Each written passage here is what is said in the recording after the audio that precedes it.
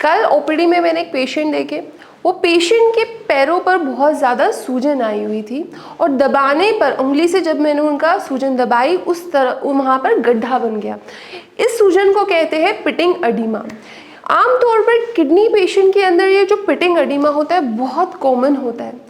इसी टॉपिक के बारे में आज हम इस वीडियो में बात करेंगे कि किडनी पेशेंट के अंदर सूजन क्यों आती है, क्या क्या कॉम्प्लिकेशन एक किडनी पेशेंट फेस करता है ये सूजन की वजह से, और साथ ही में हम बात करेंगे कि क्या आप उपाय कर सकते हैं या फिर आप अपनी सूजन को कैसे कम कर सकते हैं।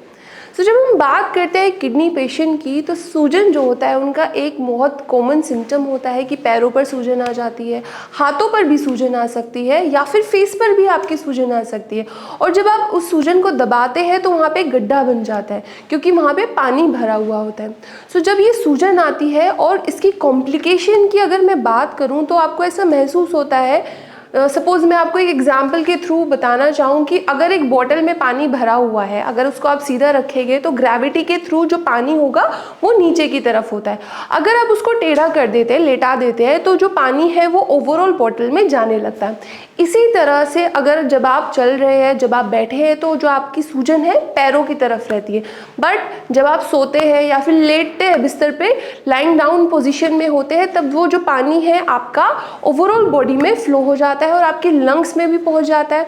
और इसी वजह से किडनी पेशेंट के अंदर जब वो सोते हैं तो उनको दिक्कत महसूस होती है कि उनको दम घुट रहा होता है। ऐसे आम भाषा में कहते हैं कि ब्रीदिंग डिफ़िकल्टी हो रही है या फिर सांस लेने में उनको दिक्कत हो रही है, सफोकेशन उनको ऐसी महसूस होती है कि सांस नहीं आ रहा, जकड़न हो रही है। ऐसा बहुत कॉमनली मेरे किडनी पेशेंट जब रात में सोते हैं तो ये मुझे कंप्लेन अपनी बताते हैं। ये हुआ कॉम्प्लिकेशन कि अगर आपके पैरों में सूजन आ रही है तो ये कॉम्प्लिकेशन आपको महसूस हो सकती है।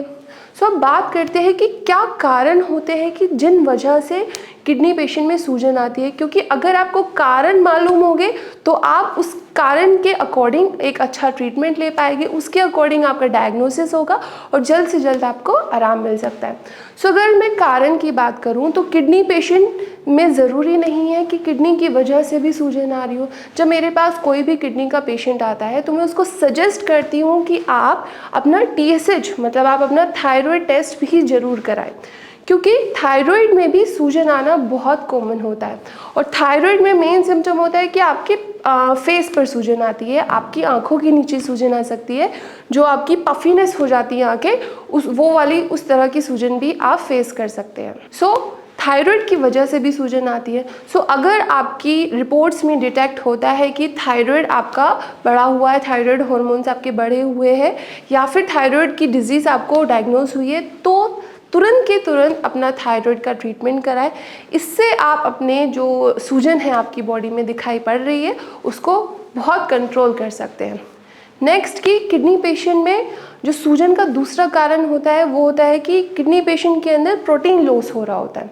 अब जब किडनी पेशेंट के अंदर प्रोटीन लॉस हो रहा है क्योंकि उनकी किडनी अच्छे से वर्क नहीं कर रही है, ग्लोमेरुलाई डैमेज हो चुकी है और किडनी प्रोटीन को बाहर निकाल रही है, तो उनकी जो ब्लड में प्रोटीन का जो टोटल अमाउंट है, लेवल्स, वो कम होने लगते हैं। और अगर आपके ब्लड में प्रोटीन का लेवल कम होगा तो उसकी वजह से आपका जो खून होता है वो पतला होना शुरू हो जाता है। अब अगर आपका खून पतला होगा तो आपका जो खून है वो पानी बनकर आपके लिम्स में सूजन के थ्रू आपको सिम्टम देने लगता है। तो ये जो दिक्कत होती है कि प्रोटीन लॉस हो रहा है, टोटल ओवरऑल बॉडी में जो प्रोटीन के जो अमाउंट है वो कम हो रही है, इसकी वजह से आपको सूजन आ रही है। जैसे कि किडनी पेशेंट्स की जब हम रिपोर्ट्स कराते हैं, जो कि KFT कराते हैं, तो उसमें हमें प्रोटीन बहुत कम मिलती है, एल्ब्यूमिन हमें उसमें उसका लेवल चेक करना होता है। अब आप पहचानिए कि अगर आपका प्रोटीन लॉस हो रहा है और आपकी प्रोटीन की जो वैल्यूज़ है वो कम हो रही है, उसकी वजह से भी आपको सूजन आ सकती है। अब किडनी पेशेंट्स का जब ट्रीटमेंट शुरू होता है तो डॉक्टर्स उसको एडवाइस करते हैं कि आपको प्रोटीन कम से कम लेना है। अब यहाँ पे कॉन्ट्रडिक्शन आ जाता है। डॉक्टर्स पेशेंट को एडवाइस करते हैं कि आपको प्रोटीन कम लेना है और प्रोटीन बॉडी के अंदर कम होने की वजह से भी आपको सूजन आती है। तो यहाँ पे आपको बैलेंस करना है, क्योंकि आप अगर प्रोटीन अपनी डाइट में ज़्यादा लेंगे तो आपका क्रिएटिनाइन बढ़ने लगेगा। जैसे ही आप प्रोटीन की जो क्वांटिटी अपनी डाइट में बढ़ाएंगे वो आपकी KFT की रिपोर्ट्स में क्रिएटिनाइन को बढ़ाता हुआ नजर आएगा। इसीलिए आपको एनिमल बेस्ड प्रोटीन बिल्कुल भी नहीं लेनी है। आप अगर अपनी प्रोटीन को बैलेंस करने के लिए मैं आपको एडवाइस करूं तो आपको सिर्फ दालों के थ्रू प्रोटीन का इंटेक करना है। सो आप दाल ले सकते हैं कि आप मूंग दाल ले सकते हैं, आप मूंग की दाल ले सकते हैं, या फिर आप मसूर की दाल ले सकते हैं। सो अगर आप दालें कंज्यूम करेंगे थोड़ा बहुत आपका क्रिएटिनाइन डेसिमल्स में इंक्रीज होता हुआ नजर आएगा, पर इससे आपकी जो दूसरी कॉम्प्लिकेशन है जो कि स्वेलिंग है वो रिड्यूस हो जाएगी, क्योंकि जो प्रोटीन की मात्रा है आपकी बॉडी में वो अच्छी होने लगेगी। नेक्स्ट है कि एलोपैथिक डॉक्टर्स एडवाइस करते हैं जब पेशेंट की बॉडी में सूजन आती है कि आप एंटी डायरेटिक्स ले लीजिए, जिसमें कि डायटोर एक सबसे फेमस मेडिसिन होती है एंटी डायरेटिक, जिसको लेते ही आपकी सूजन बहुत जल्दी से कम हो जाती है। पर एंटी डायरेटिक्स भी तब तक काम नहीं करती जब तक आपका प्रोटीन का जो वैल्यू है बॉडी में, आपकी ब्लड में उसका जो लेवल्स है वो मेंटेन नहीं रहते।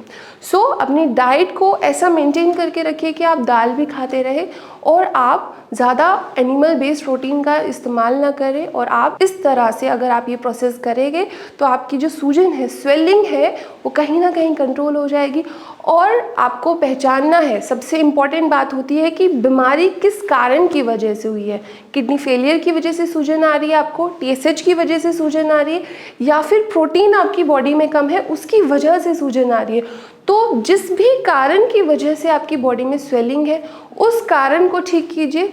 उससे क्या होगा कि आपकी जो स्वेलिंग है वो जल्द से जल्द ठीक हो जाएगी। सो आई होप ये जो वीडियो है कि स्वेलिंग क्या क्या कॉम्प्लिकेशन आपकी बॉडी में करती है, और कि आपको अगर घुटन महसूस हो रही है सोते समय किस वजह से होती है, ये आपके लिए मददगार हो और आप अपने कारण को ढूंढें, उस कारण पे वर्क करें और अपनी स्वेलिंग को जल्द से जल्द कम कर लें। Thank you.